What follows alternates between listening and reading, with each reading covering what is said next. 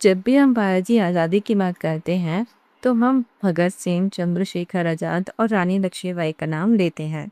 लेकिन क्या आप जानते हैं कुछ ऐसी महिलाएं हैं जिन्होंने आज़ादी के बाद भी अपनी जान तक गंवा दी, लेकिन फिर भी उनका नाम कम लोग जानते हैं। आज हम जानेंगे भारत की ऐसी 5 महिलाओं के बारे में जिन्होंने आज़ादी के लिए अपनी जान गंवा दी, लेकिन उनका नाम कहीं छुप सा गया है। सबसे पहली वीरांगना है प्रीतिलता वाडेदार। प्रीतिलता वाडेदार का जन्म 1911 में वर्तमान के बांग्लादेश के चट्टगांव में हुआ था। बचपन से ही उनके मन में देशभक्ति की भावना थी। वह एक महान क्रांतिकारी सूर्य सेन के नेतृत्व में स्वतंत्रता आंदोलन से जुड़ गई थी। साल 1932 में उन्होंने अपने साथियों के साथ एक ब्रिटिश क्लब पर हमला किया। इस क्लब के बाद लिखा था, dogs and Indians are not allowed, यानी कि कुत्ते और भारतीयों का प्रवेश करना वर्जित है। यह भारतीयों का अपमान था और एक भारतीय होने के नाते प्रीतिलता से यह सहन नहीं हुआ। हमले के बाद अंग्रेजों से घेरे जाने पर उन्होंने गिरफ्तारी से बचने के लिए साइनेड का सेवन कर लिया।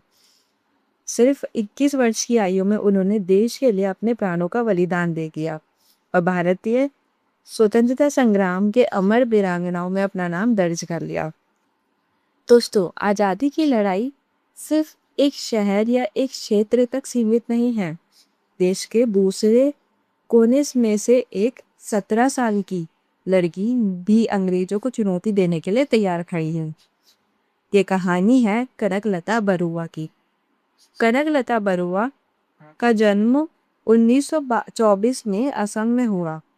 साल 1942 में महात्मा गांधी ने भारत छोड़ो आंदोलन शुरू करा।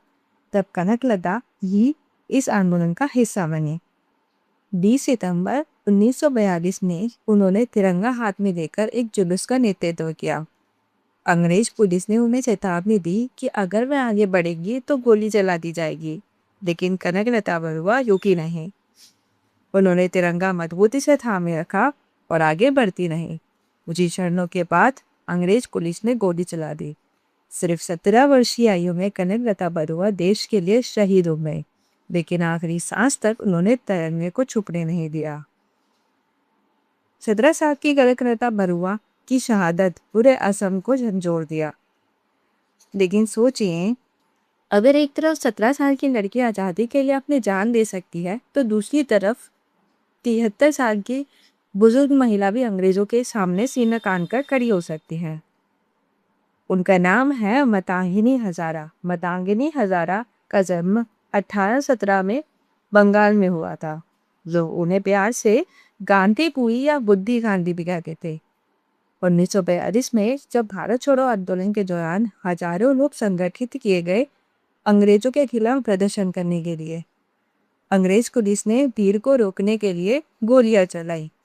गोलियां लगने के बाद भी मातंगिनी हजारा के होठों पर सिर्फ एक ही नारा था, वो था वंदे मातरम। वह गिर गई, लेकिन उन्होंने अपना हौसला नहीं खोया। उन्होंने देश के लिए अपने प्राण न्यौछावर कर दिए और ये साबित कर दिया कि देशभक्ति की कोई उम्र नहीं होती है। दोस्तों, आज़ादी की लड़ाई सिर्फ बंदूकों और बंदूकों से नहीं लड़ी गई थी। कुछ ऐसे भी लोग थे जिन्होंने अपनी आवाज को ही हथियार बना दिया था। ऐसे ही एक वीरांगना थी उषा मेहता। साल 1942 में जब भारत छोड़ो आंदोलन शुरू हुआ, तब अंग्रेज सरकार ने कई बड़े नेताओं को जेल में डाल दिया। अंग्रेजों को लगा कि अब यह आंदोलन की आवाज दब जाएगी, लेकिन वह गलत थे।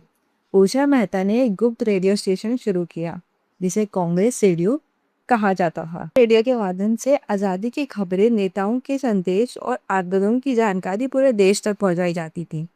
अंग्रेज सरकार ने इस रेडियो को बंद करने की बहुत कोशिश करी, लेकिन उषा मेहता ने हार नहीं मानी। आखिरकार उन्हें गिरफ्तार कर लिया गया, लेकिन उनकी आवाज को कभी दबाया नहीं जा सका। उषा मेहता हमें सिखाती है, कभी कभी एक आवाज ही पूरे साम्राज्य को चुनौती दे सकती है। उषा मेहता ने अपनी आवाज से क्रांति की लौ जलाए रखी। लेकिन एक महिला और थी जिन्होंने उस दौर में तिरंगा फहरा करके पूरे देश को हिम्मत की नई मिसाइल कायम करी। उनका नाम है अरुणा आसफ अली। 9 अगस्त 1942 में मुंबई के ग्वालियर टैंक मैदान में जब अधिकांश नेता जेल में थे, तब अरुणा आसफ अली ने तिरंगा फहराया और पूरे देश को यह संदेश दिया कि आज़ादी की लड़ाई अभी ख़त्म नहीं हुई है। उनके इस साहसी कदम से हजारों युवाएं प्रेरित हुए। अंग्रेज सरकार ने उन्हें पकड़ना चाहा, लेकिन वह बड़े लंबे समय तक भूमिगत रहकर आंदोलन को आगे बढ़ा रही थी। अरुणा आसफ अली ने साबित कर दिया कि एक व्यक्ति का साहस पूरे देश की उम्मीद जगा सकता है।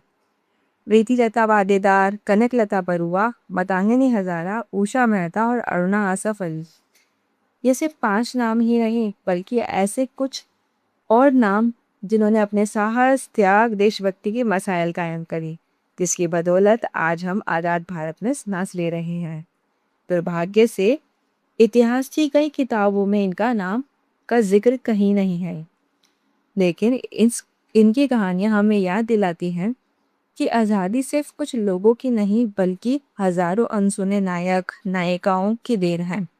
अगर आपको इन वीर महिलाओं की कहानी प्रेरणादायक लगी तो इस वीडियो को लाइक करें, शेयर करें और चैनल को सब्सक्राइब करें। सो गाइस, सोचो समझो और शेयर करो। जय हिंद।